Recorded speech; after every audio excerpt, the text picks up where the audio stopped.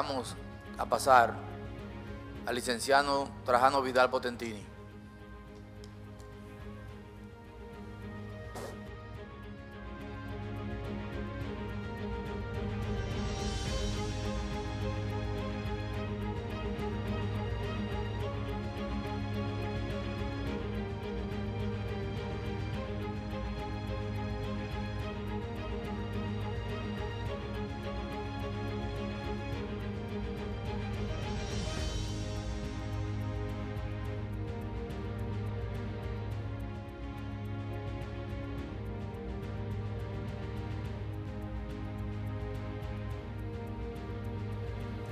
Licenciado, buenas tardes, bienvenido. Solo recordarle que tiene 5 minutos de posición libre. Pasados los 5 minutos, entramos en la tanda de preguntas hasta 15 minutos. Puede hacer uso de la palabra.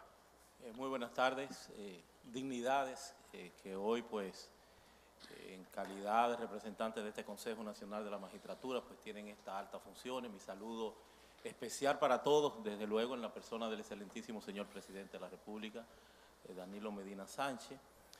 Y ya por segunda oportunidad, por segunda ocasión, en menos de 4 meses, pues estamos frente a ustedes, lo que definitivamente agradecemos sobremanera, toda vez que hemos sido pues nuevamente preseleccionados, seleccionados para este proceso.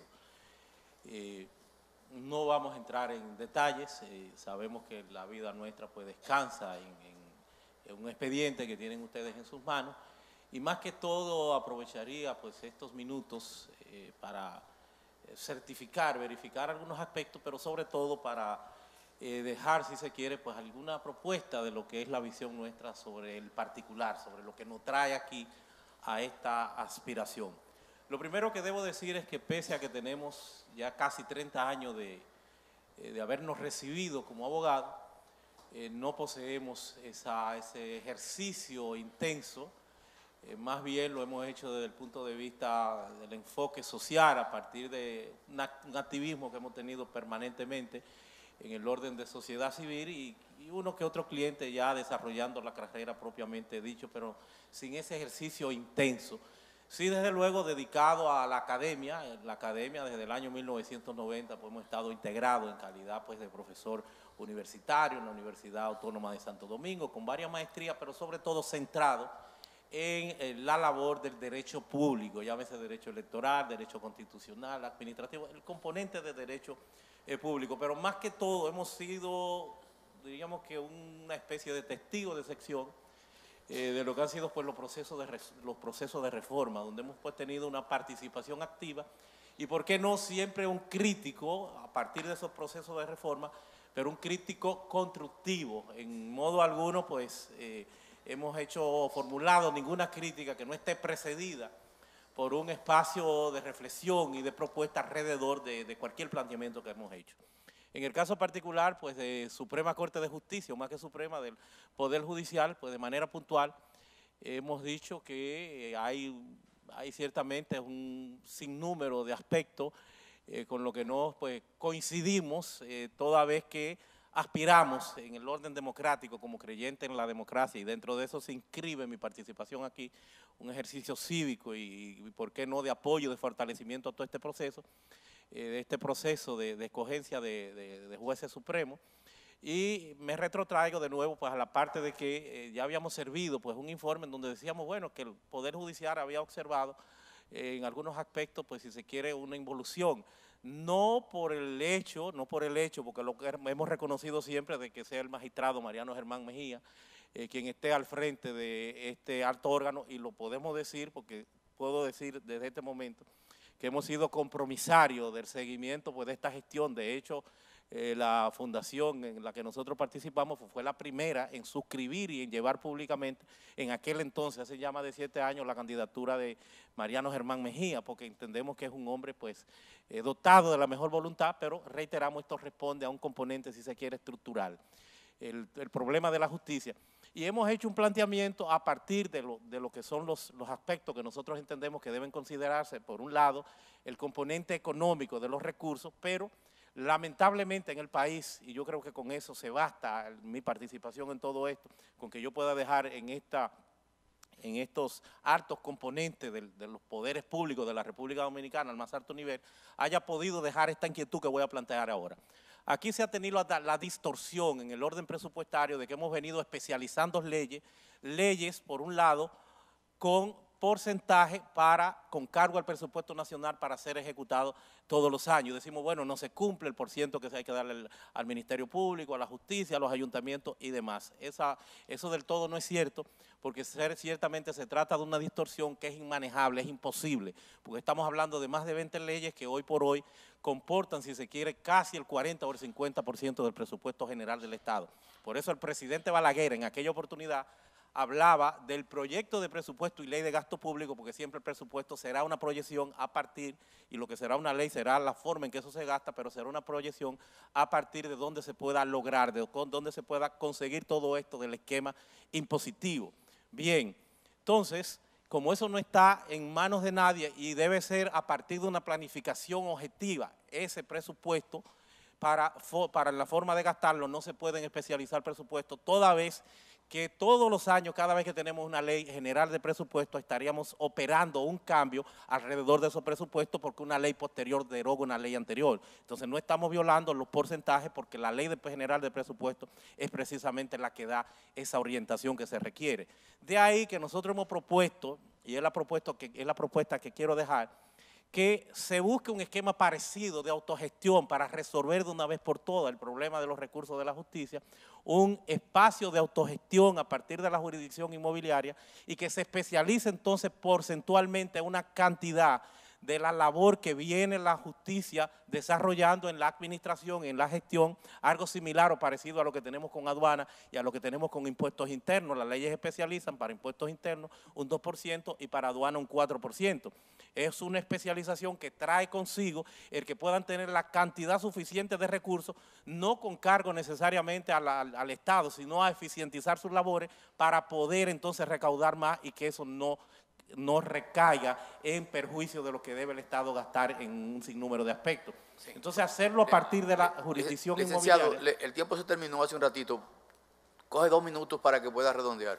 Bueno, entonces, la idea es esa, que pueda haber un espacio de autogestión desde donde, pues, Suprema Corte de Justicia, con un % que puede estimarse, puede estudiarse, pueda mejorar las condiciones en que está desarrollando todo el quehacer inmobiliario de la República Dominicana, con lo que son los impuestos que le corresponden por la transferencia de títulos, de igual forma por las hipotecas y otros tantos, para eficientizar esa labor, conseguir más dinero y estimarse lo que le va a tocar sin que esté conjuntamente con el Ministerio Público por una ley que en modo alguno se estaría violando porque todos los años se cambia cada vez que tenemos un presupuesto general del Estado nuevo, así como una cuarta sala pudiera ser en Suprema Corte de Justicia y otros tantos aspectos, una ley de prevaricación judicial, otros tantos aspectos que nosotros hemos considerado y tenemos contemplado y que vamos a tratar de socializar en su oportunidad. Me pongo a su disposición. Gracias. Preguntas. Senador Paliza. Muy buenas tardes, licenciado. 2 preguntas breves. En su formulario de inscripción para postular a una de las posibles o supuestas vacantes a la Suprema Corte de Justicia, usted ha estipulado que tiene un buen patrimonio económico, inclusive muy superior a casi todos los que se han postulado aquí. Me refiero a jueces que usualmente viven de un ingreso medio producto de un salario que reciben por su labor.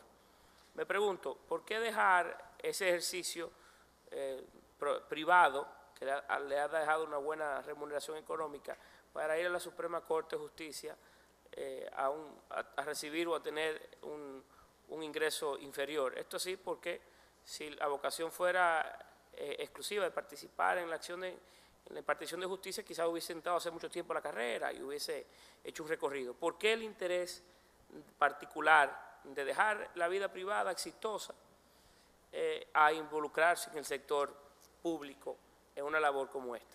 Ciertamente hemos tenido un desarrollo. Naturalmente estamos hablando de casi 30 años.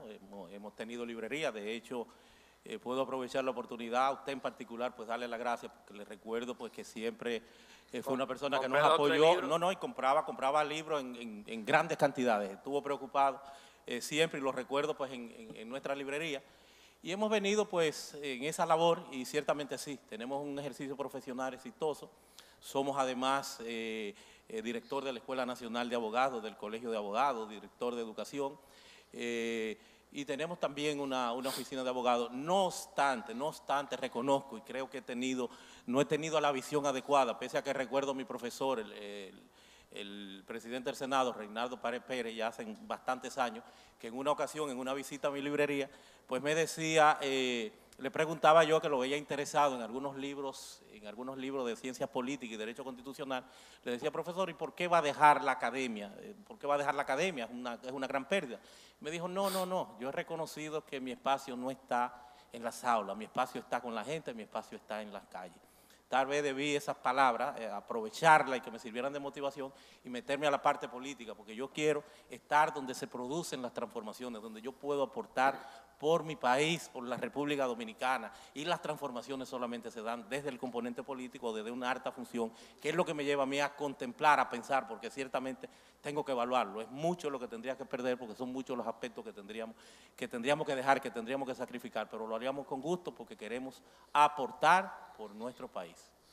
Licenciado, de igual forma usted preside una fundación muy pública porque se involucra en asuntos de diferentes índoles, sobre todo vinculado al tema de la institucionalidad, hasta los propios legisladores, usted en algún momento, la fundación me refiero, los ha evaluado en relación a su desempeño, que tengo diferencia con la lógica que utilizan, pero no importa. Sin embargo, también conocemos la participación de su fundación en otros asuntos que no son propios del fortalecimiento institucional. Lo hemos visto inclusive hasta en temas privados y comerciales. Me pregunto, la agenda de la fundación, ¿cómo se establece? ¿Quién la diseña? Y cómo está compuesta la fundación, más allá de usted que la preside, que es la figura más preponderante, entiendo, ¿verdad? Bueno, asumo que cuando hace referencia al componente de los temas comerciales, eventualmente pudiera ser la autogestión que hacemos, concursos, con la venta de libros que tenemos. Por ejemplo, estamos trabajando, que saldrán al mercado ya 2 tomos en el orden del derecho electoral, hemos trabajado medio ambiente, hemos trabajado ley de lavado de activos, hemos trabajado sobre todo profundamente el componente constitucional. Asumo que se debe tratar de esa parte, porque fuera de ahí pues no conocemos de corte comercial en qué pudiera estar inmersa o involucrada la Fundación Justicia y Transparencia, que tiene ya, pues diríamos que casi unos 20 años, bueno, más de 15 años, dedicada a la labor que desde la sociedad civil, sobre todo una labor crítica, porque se trata de un grupo de presión que por eso, evidentemente que no podrá pues nunca tener necesariamente esa coincidencia con algún aspecto.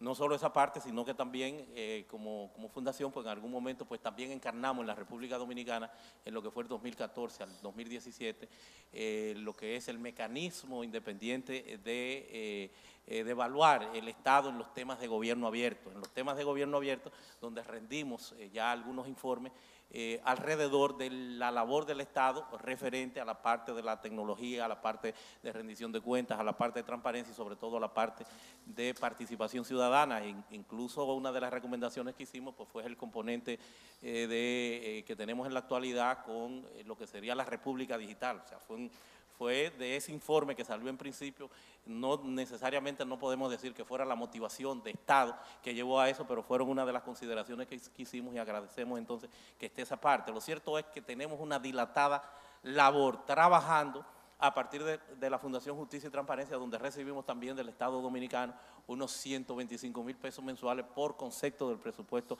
general del Estado, y fuera, que creo que son a las actividades de carácter comercial que se refiere, cuando vendemos también leyes, el libro, y tenemos pues en todo el territorio nacional tenemos la organización. No se trata, pese a que yo soy por la figura más preponderante, hacemos énfasis en un grupo que tenemos de jóvenes porque tenemos que ir preparándolos, y otros miembros que participan, que están activamente, amén también de un sinnúmero de comisiones que trabajan en los procesos de reforma, en todo lo que estamos inmersos, en todo lo que estamos involucrados, donde evidentemente le damos al tema judicial, al tema de transparencia, le damos pues un carácter prioritario. Procurador. Gracias, señor presidente.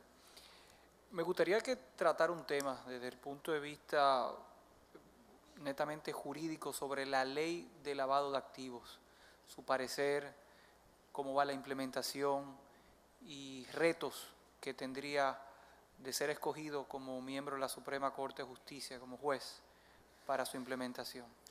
Sí, la primera parte es la ley de lavado de activos, una ley que hemos calificado en algún momento de terrible, una ley dura, una ley difícil, una ley que es producto de compromisos que ha asumido el país por efecto de que somos una aldea global, no la República Dominicana, sino en lo que se ha convertido el mundo, y estamos atados precisamente a esa conexión en el orden internacional como miembro del Grupo de Acción Financiera Internacional, y desde luego tenemos que marchar de la mano en relación a este delito, porque no se trata de un delito estricta y exclusivamente de la República Dominicana, sino que el mismo hay que verlo con esa cosmovisión que supone entonces la delincuencia, el crimen organizado, pero en el ámbito internacional. Esta ley de lavado de activos, que nosotros participamos también como testigos de sección en este seguimiento, en ese apoyo que damos al Senado de la República y a la Cámara de Diputados desde las diversas comisiones que se nos invita, a partidos políticos, todo lo que tiene que ver con la legislación, pero participamos en lo que fue ese seguimiento, y recuerdo que formulamos un sinnúmero de críticas, sobre todo la hegemonía que tendría el Ministerio Público de cara al poderío que le auguraba, le guardaba esta ley, y cómo pudiera la misma pues estar coligiendo, chocando con aspectos de carácter o de orden constitucional. Dimos la voz de alarma, y gracias a Dios hasta el momento ha habido un manejo, ha habido un trato prudencial por parte del Estado que le ha ganado en lo que ha sido la implementación de la misma, le ha ganado el crédito en el orden internacional de venir pues pasando lo que son los exámenes que permanentemente, incluso con reconocimiento más allá de ese propio esquema, de que la República Dominicana pues viene observando, viene cumpliendo, y creo que los augurios nuestros pues se han quedado pequeños, se han quedado chiquitos, toda vez que, reiteramos, hemos observado un manejo prudente en lo que es la administración por parte del Ministerio Público, y por qué no hasta del Poder Judicial, en la implementación de este terrible instrumento que parecería que se va sorteando con éxito y que se va adecuando a partir también de la capacidad reglamentaria que tienen algunos estamentos como la Dirección General de Impuestos Internos y otros tantos que vienen trabajando el tema. Le puedo decir finalmente que lo que tenemos nosotros de cara pues a llegar a tener un espacio en Suprema Corte de Justicia es que consideramos que deberá implementarse, tener pues una ley de prevaricación judicial, como tienen otros países, en donde en el orden disciplinario al juez que infringe las leyes, o más que las leyes, las normas éticas, al margen o amén de lo disciplinario, que no se le dé solamente una palmadita y se envíe para su casa, sino que eventualmente esa persona pues pueda ser traducido a la justicia con ese tipo penal. Estamos planteando también que entendemos que pudiera ser saludable la emergencia de una cuarta sala ni siquiera especializada, sino que pudiera conjugar una especie de plenitud de jurisdicción para segmentar lo que eventualmente pudiera ser la mora que actualmente se registra en la Cámara Civil, para implementar con una cuarta sala, con unos 5 miembros más, porque la Constitución perfectamente lo permite, para implementar entonces lo que es segmentar la carga que pudiera ir entrando, y entonces asignársele de acuerdo a la gran carga de trabajo que pudieran tener los otros escenarios, los otros espacios de cara a la Corte, y que podamos entonces tener una justicia eficiente, una justicia que no sea una justicia tardía, porque no es justicia, y sobre todo el ideal que se cuenta o que se tiene hoy por hoy, que es el acceso a la justicia como derecho fundamental, pueda ser una realidad práctica. Magistrado Germán.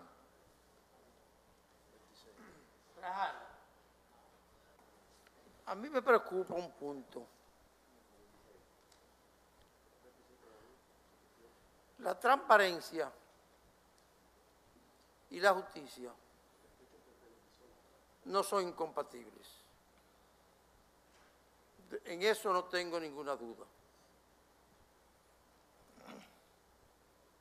Pero la transparencia muchas veces se va más allá de la verdad. Y entonces pudiera convertirse en una especie de realidad para construir la posverdad. Y a partir de la construcción de la posverdad, va la justicia entonces a reflejar una situación interna y una situación externa. Entonces, si tú eres padrino, papá de la transparencia y llega a la Suprema Corte de Justicia y desde la Suprema Corte de Justicia levanta el brazo todos los días para construir la transparencia y esa transparencia saca a la luz pública cuestiones internas de la Suprema Corte de Justicia y eso contribuye a la creación de la posverdad. Ese punto me preocupa. Analízamelo a ver si yo te puedo entender. Lo primero es que cuando, y por eso me parece que no, bueno, como bien usted resaltaba, no se trata de dos aspectos, de dos espacios que necesariamente sean incompatibles, de hecho no, yo creo que van de la mano. Y van de la mano porque hay una filosofía política administrativa que en la actualidad se ha erigido o se llama el gobierno abierto, que fue de la que nosotros somos abanderados y en la que nosotros pues hiciéramos el planteamiento, la referencia por parte del Estado Dominicano cuando duramos pues unos 4 años prácticamente pues desarrollando todo este esquema. Gobierno abierto, que reitero, se trata de una política democrática, administrativa, que creo que por demás es en lo sucesivo, sería pues el futuro de la democracia. Ya lo que se estaba planteando o que se está planteando a nivel internacional y se ha integrado incluso todo el esquema de la justicia, no es hablar de un gobierno abierto, sino de un Estado abierto para integrar, como también al Congreso, para integrar a los demás poderes del Estado.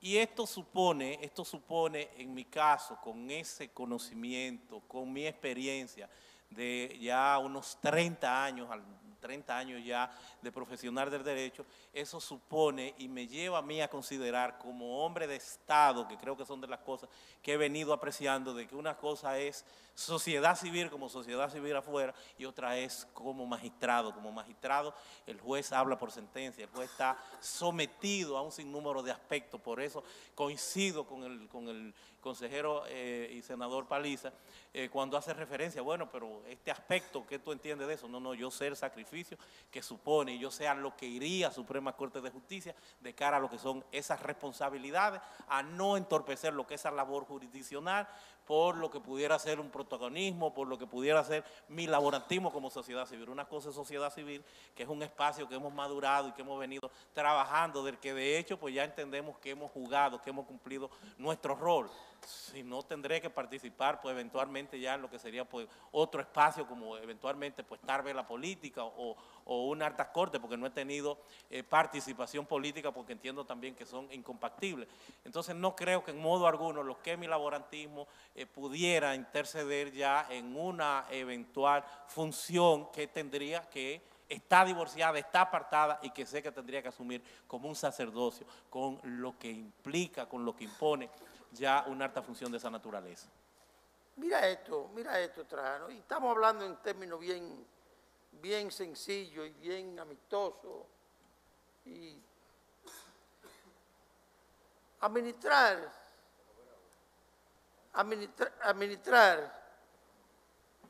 un poder judicial es administrar una guerra.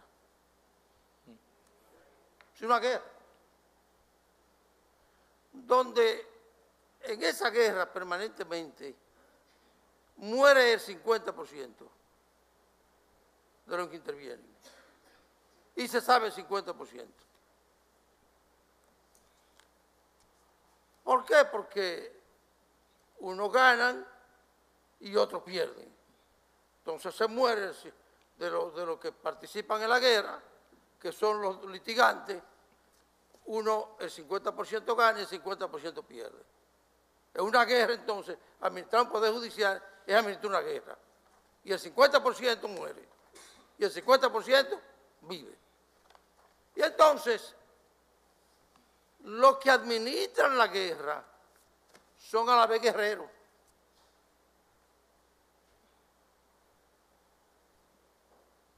Son guerreros. Porque no hay ninguna duda de que al interno del Poder Judicial hay permanentemente una lucha por competencia. Y también entonces los administradores de justicia son administradores de guerra. Y entonces, en esa guerra permanente, una cosa es verdad y otra cosa es mentira. Pero muchas veces, entre la verdad y la mentira, hay un área que es gris. Y eso es lo que me preocupa a mí. Cuando todo eso que le llaman transparencia penetra el Poder Judicial, se convierte en constructora de la posverdad.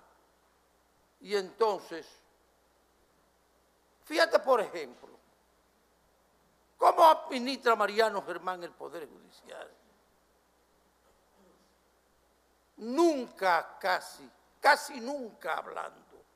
En 7 años, yo no he dado a conocer hacia afuera del Poder Judicial un problema interno de la Suprema Corte de Justicia. Y me lo pueden, y yo reto al que me lo diga, que yo he dado a conocer un problema interno del Poder Judicial hacia afuera. Es más, yo sustituí a un presidente de la Suprema Corte de Justicia y no me he referido nunca a ningún acto de ese anterior presidente de la Suprema Corte de Justicia, ni por bien ni por mal.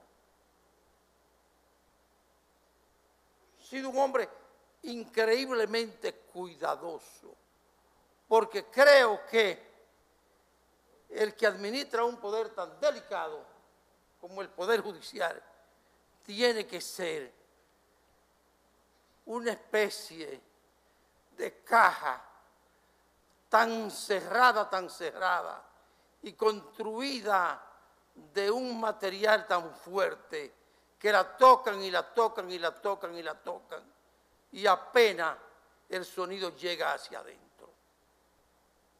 Ese ha sido Mariano Germán. Y lo que me preocupa es eso de justicia y transparencia. Y soy amigo tuyo, tú lo sabes. Y hablo de la fundación. Pero me preocupa por eso que te hablaba, de que eso se convierta en algo que en ánimo de la transparencia, de la construcción de la verdad, se convierte entonces en un poder judicial donde todo se revele. Y en el Poder Judicial, todo no se puede revelar. El problema hay que tener increíblemente cuidado para callar. El silencio es más valorado en el Poder Judicial que la palabra. El problema es, magistrado, que le estaríamos dando una connotación al componente transparencia que trasciende posiblemente los límites que estemos advirtiendo. Hablar de transparencia, y creo que usted está haciendo un ejercicio importante de transparencia, como lo está haciendo Procuraduría General de la República, cuando en su página de internet hacen todos los planteamientos que de conformidad con la institucionalidad se corresponde. Esa es transparencia. El resto se trataría de chisme. Eso está marginado, está apartado de la transparencia. La transparencia es en ese entorno. Desde luego, una labor jurisdiccional es apartada de lo que es una labor de sociedad civil, donde tú tienes un rol, de escrutar, donde tienes un rol de investigar. No es lo mismo, ni en modo alguno pudiera eso extrapolarse, llevarse a lo que es una función tan delicada como juez, que lo primero, como un componente de Estado, sería pues el ejercicio de ese poder del Estado, que es lo que hay que cuidar como una niña. Pero el componente de transparencia no, se registra y se da a partir de ese aspecto que es la observación de la institucionalidad, como se está haciendo y como se reflejó en un informe que nosotros hiciéramos en la mayoría, de manera objetiva, en la mayoría de los puntos que se habían pautado, planteando. Así que tenga la tranquilidad, tenga la seguridad, que en modo alguno ese es un aspecto o ese sería un punto. Lo mío es solamente preocupación. Pues tenga la tranquilidad de que eso en modo alguno pues va a llevar más allá de lo que se corresponde con el escenario en que se maneja una cosa y eventualmente se manejaría otra. Licenciado Potentini, muchas gracias y mucha suerte. Con su participación terminamos la tanda de hoy y convocamos para mañana a las 9 a los restantes postulantes para ocupar un asiento en la Suprema Corte de Justicia. Pasen buenas noches y muchas gracias.